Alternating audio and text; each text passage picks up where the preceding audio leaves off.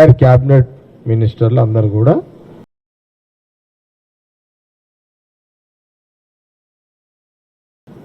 ముందు ఆ స్వేచ్ఛ, పత్రికలకు స్వేచ్ఛ ఇచ్చారు,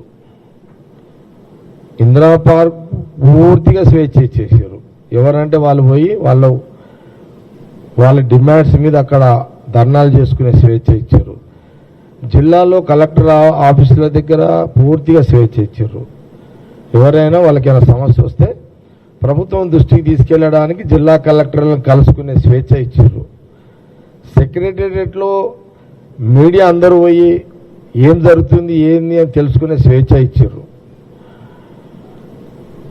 రోడ్డు మీద సెక్రటేరియట్ రోడ్డు మీద ఉన్న జర్నలిస్టులకు సెక్రటేరియట్లో పోయి అధికారులకు ఏం జరుగుతుంది మంత్రులను కలిసే స్వేచ్ఛ ఇచ్చింది.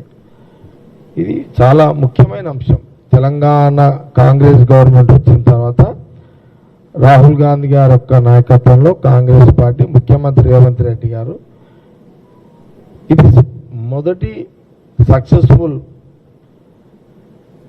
ఈ ప్రభుత్వంలో ఫస్ట్ అది మేజర్గా. సరే, దాని తర్వాత ఆ రోజు పథకాలు ఏదో అనుకున్నారో ఉచిత బస్సు కానివ్వండి, 200 యూనిట్లకు సంబంధించి కానివ్వండి, 2 లక్షల రుణమాఫీ, సరే 90% అయితే అయిపోయింది, 10% కాలేదు అని అంటున్నారు. అది కూడా కొంత పెండింగ్ ఉంది. ఇప్పుడు 90 మర్చిపోతారు ఎవరైనా. ఆ కానిది ఆ 10% పరిచయం చేస్తున్నది అంత. ఇప్పుడంతా 90 ఇచ్చింది ఎటుపోయిందో. సరే, ఇవ్వడం అయితే ఇచ్చిర్రు. సన్న బియ్యం కానివ్వండి, లేకపోతే మొన్న 1,5-6 లక్షల మందికి మొన్న సంగారెడ్డి సభ ముఖ్యమంత్రి రేవంత్ రెడ్డి గారు అండ్ ఉత్తమ్ రెడ్డి గారు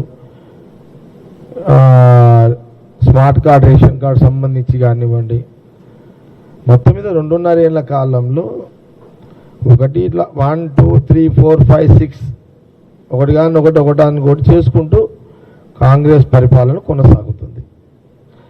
ఇలాంటి ప్రక్రియలోనే ముఖ్యమంత్రి గారు కొన్ని యూనివర్సిటీలకు సంబంధించిన అధికార పర్యటన అమెరికాలో పెట్టుకున్నాడు. సరే, పెట్టుకున్నారు, వారు బయలుదేరారు. ఢిల్లీ బీజేపీ ప్రభుత్వం ఆపిర్రు, వాళ్ళు ఆపడం జరిగింది. ఆయన టూర్ను బ్రేక్ చేసిర్రు, ఆయనని వెనక్కి మళ్ళీ తెలంగాణకు వచ్చేటట్టు చేసేసిర్రు. విచిత్రం ఏంటంటే ఆయన ముఖ్యమంత్రి హోదాలోనే ఆయన పర్యటన రేవంత్ రెడ్డి గారిది.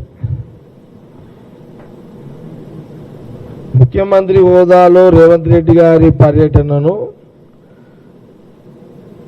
ఏదో కారణం చూపించి ఆపేసారు. అంటే తెలంగాణ ముఖ్యమంత్రి కాంగ్రెస్ పార్టీ ముఖ్యమంత్రి కాబట్టి, ప్రధానమంత్రి మోడీ బీజేపీ కాబట్టి, ఇక్కడ ఈ యూనివర్సిటీకి సంబంధించి ఎడ్యుకేషన్ టూర్, ప్రధానంగా ఈ అమెరికా ఎడ్యుకేషన్ టూర్ సక్సెస్ కావద్దు అని ఒక రాజకీయ కోణంలో కాంగ్రెస్ ముఖ్యమంత్రి కాబట్టి రేవంత్ రెడ్డి గారు ఆయనని ఆ టూర్ సక్సెస్ కాకుండా ఏదో ఒక కారణాన్ని చూపించి దాని బేస్ మీదని అతను టూర్ను ఆపేసి మళ్ళీ ఆపేయడం జరిగింది. వారు రిటర్న్ తెలంగాణ రాష్ట్రానికి వచ్చేసారు. ఈ రాష్ట్రానికి వచ్చేసారు. తెలంగాణ ప్రజలు, తెలంగాణ స్టూడెంట్స్, మేధావులు అందరూ ఆలోచించాల్సిన అంశం ఏంటంటే, తెలంగాణ ఎడ్యుకేషనల్ ముఖ్యమంత్రి రేవంత్ రెడ్డి గారి టూరు ఈ తెలంగాణ ఎడ్యుకేషనల్ డెవలప్ కావద్దు అని బీజేపీ కేంద్ర బీజేపీ గవర్నమెంట్ ఆలోచనతో టూర్ క్యాన్సిల్ చేసిరా అనేది ఇక్కడ అనుమానం. అదే కనబడుతుంది ఇక్కడ మనకు. అదంతా అరే ఆగుండమై నీ ఫోటోలకు ఆగా బాబు, మాట్లాడకండి. కాబట్టి మేజర్గా అంటే అల్టిమేట్ బీజేపీ ప్రభుత్వం తెలంగాణ ముఖ్యమంత్రి రేవంత్ రెడ్డి గారిని అవమానించడం అన్నట్టే తెలంగాణ ప్రజలను అవమానించినట్టే. ఆయన తెలంగాణ ముఖ్యమంత్రి, ఆయన ఏమి సొంత పని మీద పోతలే. సొంత పని మీద పోయేదుంటే సొంత పని మీద పోతున్నాడని చెప్తుండే కదా. ఏం అమెరికా కొత్తగా పోతున్నాడా? ఆయన కొత్తగా పోతలేడు కదా.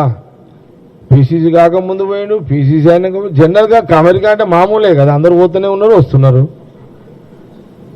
ఇప్పుడు ఎందుకు ఆపాల్సి వచ్చింది? ఎందుకు ఆపాల్సి వచ్చింది?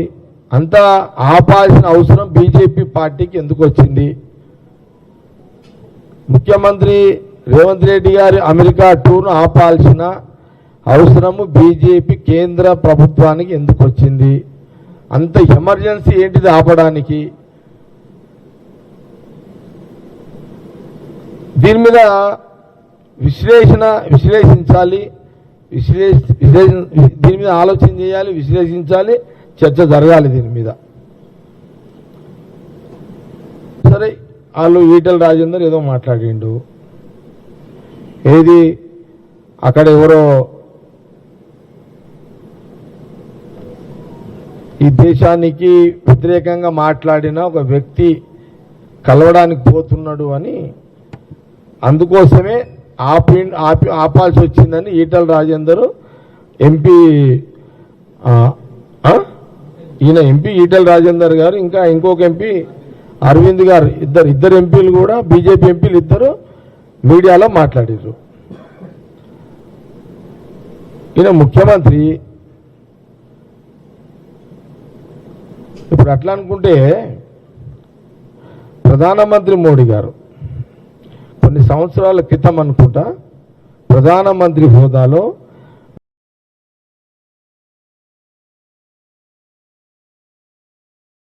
వితౌట్ ఇన్ఫర్మేషన్ ఇండియాకు సంబంధించిన ఇంటెలిజెన్స్ కానీ ఎక్కడ కూడా తెలియదు,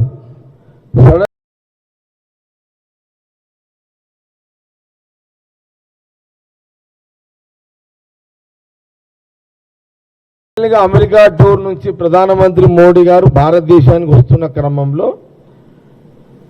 అప్పుడు పాకిస్తాన్ ప్రధానమంత్రి నవాజ్ షరీఫ్ వాళ్ళ ఇంట్లో ఏదో ఆయన బర్త్డే ఉందని సడన్ గా ల్యాండింగ్ అయ్యాడు. జనరల్గా మీరు గమనించాలి, తెలంగాణ ప్రజలు కూడా, యువతి యువకులు, స్టూడెంట్స్ కానీ అందరూ గమనించాలి, మీడియా గమనించాలి. ప్రధానమంత్రిగా